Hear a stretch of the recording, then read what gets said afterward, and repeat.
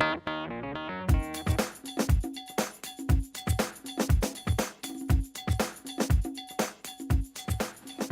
everyone, it's Hillary from heartforhandmade.blogspot.com, and I just wanted to pop in today and share a quick tutorial with you all on how to heat emboss. And first I'm going to start with a couple of items that you will need. First thing you're going to need is an embossing powder. This one is just the Recollections brand from Michaels. This one has kind of become one of my favorites. They just have in such a wide variety of colors. You can usually get it on sale. And I'm just going to use this party pink color today just because I think it'll show up nice and bright. And then you're going to want a Versamark ink pad or just any similar watermark ink pad. They're clear and they stay wet for a lot longer than a traditional ink pad, which is what allows the embossing powder to stick to it. And then you're going to want a heat gun.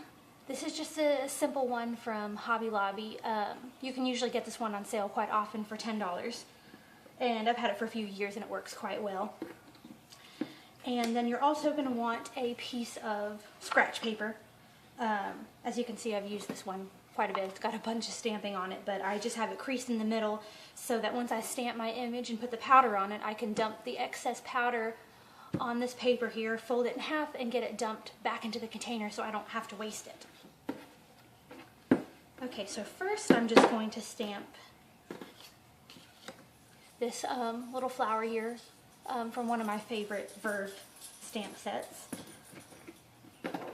Just going to ink it up with the Versamark real good. Obviously you won't really be able to see it since it's clear. Stamp that down nice and good. I'm going to sprinkle my powder. It's okay if you can do a whole bunch, since like I said, you're going to be dumping it right back in the container. I'd rather pour down too much and not get the whole image covered. Just let it kind of sit for a second.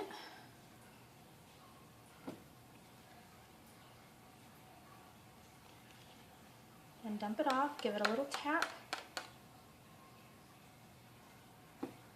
And now I'm going to shake this back into my container. Okay. Put my flower back here.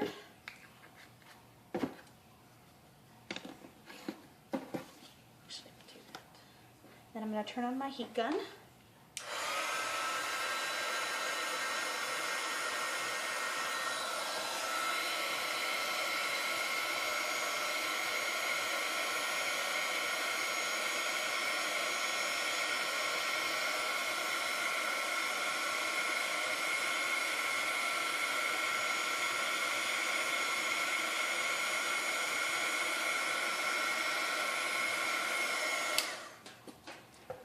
It's going to be hard to really see it from here, but when you first put the powder down, it's kind of chalky looking.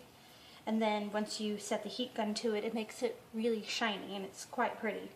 I really do enjoy using gold and silver embossing powder. Really gives a great look to like Christmas cards and wedding cards and anniversary cards and things like that. So once you do that, you are ready to go.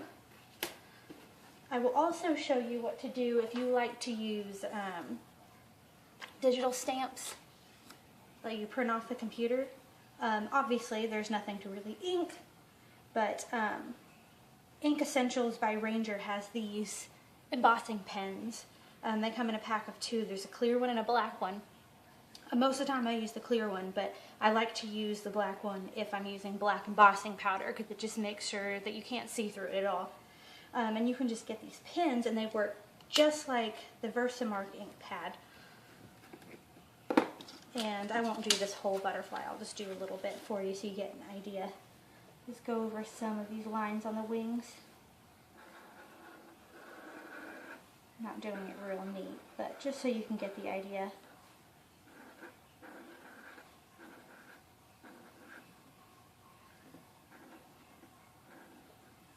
It's also fun to freehand with these if you have a nice handwriting anyways. And just to emboss your handwriting on a card. I find it good if you are trying to come up with a sentiment and you just don't have a stamp for one. And just make up your own.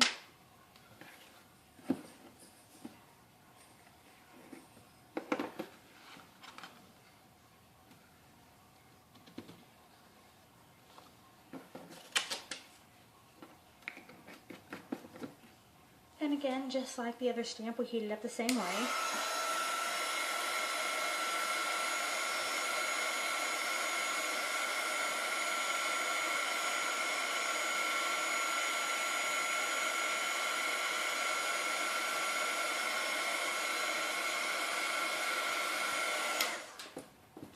And there